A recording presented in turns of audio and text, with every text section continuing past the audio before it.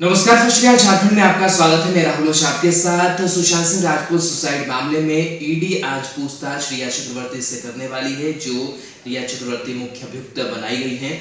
आपको बता दें कि जिस तरीके से पैसों के हेरफेर की बात निकल करके सामने आई और ये जो बिंदु है इसका जिक्र सुशांत सिंह राजपूत के पिता ने अपने लंबी चौड़ी एफआईआर में भी की कि किस तरीके से पैसों का हेरफेर किया गया। 15 करोड़ रुपए जो ट्रांजैक्शन है वो गलत तरीके से कर दिए गए सुशांत सिंह राजपूत के अकाउंट से। साथ ही साथ धोखाधड़ी का, मानसिक प्रताड़ना का जो आरोप है वो रिया चक्रवर्ती पर लगाया गया।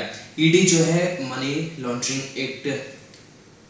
जो केस है वो दर्ज करके जो मामले की तहकीकात है वो करी। इससे पहले रिया चक्रवर्ती गायब थी, अंडरग्राउंड हो गई थी, लेकिन गुरुवार को अपने अपार्टमेंट में वो वापस लौटी है रहस्यमय तरीके से और आज उन्हें ईडी हेडक्वार्टर में पेश होना होगा और जो सवालात होंगे ईडी के, उन सवालों का सामना करना होगा, बल्कि उन सवालों का उन्हें जवाब भी देना होगा। ईडी उनसे पूछताछ करेगी कि किस तरीके से क्या पैसे के ट्रांजैक्शन हुए थे, उस सारी हिसाब किताब जो है वो ईडी लेने वाली है।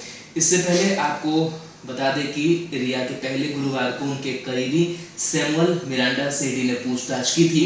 ईडी ने कई जो पूछताछ की उसमें कई अहम बातें निकल करके सामने आई। तकरीबन 9 घंटे तक जो बातचीत है पूछताछ मिरांडा से चली।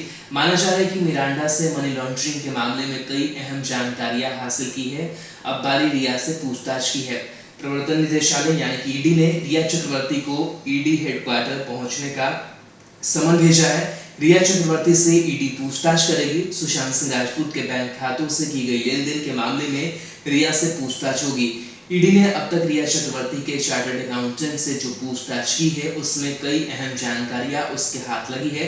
रिया के चार्टर्ड अकाउंटेंट रितेश शाह ने जो जानकारी दी है उसके बाद बॉलीवुड एक्ट्रेस की मुश्किलें बढ़ी हुई नजर आ रही है।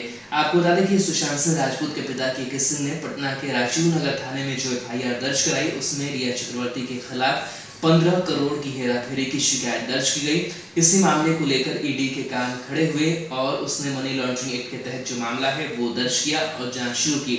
2 चार्टर्ड अकाउंटेंट से पूछताछ के बाद अब रिया चक्रवर्ती से पूछताछ आज होनी है। साथ ही साथ आपको बता दें कि सुशांत सिंह का जो पूरा मामला है वो अब सीबीआई के हवाले है। सीबीआई ने इस पूरे मामले में एफआईआर जो है वो दर्ज करके जो जांच है वो आगे भी अब बढ़ा चुकी है और लगातार कई जो है खुलासे हैं वो इस बीच हो रहे हैं। हालांकि रिया चक्रवर्ती अपने आप को फिलहाल अब तक जो निर्दोष है वो बता रही है। उनका यही कहना है कि सुशांत के मौत मामले में उनका कोई लेना देना नहीं है, यानी कि वो इसमें शामिल नहीं है किसी भी गलत तरीके से। साथ ही साथ एक वीडियो भी रिया चक्रवर्ती का कुछ दिनों पहले सामने आया था जिसमें उन्होंने सत्यमेव जयते की बात कही थी और बताया था कि उन्हें बदनाम करने की कोशिश की जा रही है। लेकिन जिस तरीके से तहकीकात हो रही है और महाराष्ट्र सरकार की बात करें तो अब बातें खुलकर ये भी सामने आ रही है कि महाराष्ट्र सरकार, महाराष्ट्र पुलिस ने किस तरीके से इस पूरे मामले में एक कवच बनने का भी काम किया और मामले को दबाने की कोशिश की गई। जो महाराष्ट्र सरकार के कई बड़े नेता हैं उनके भी बयान सामने आए मुंबई पुलिस को और बिहार पुलिस को लेकर के, साथ ही इस पूरे मामले को लेकर के।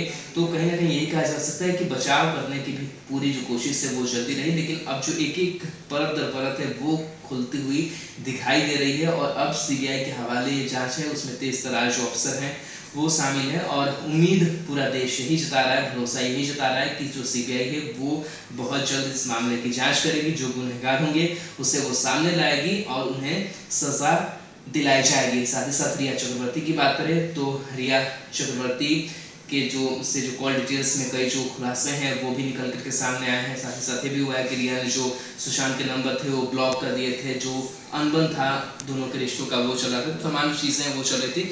बहरहाल आज भी उनसे पूछताछ करने वाली है।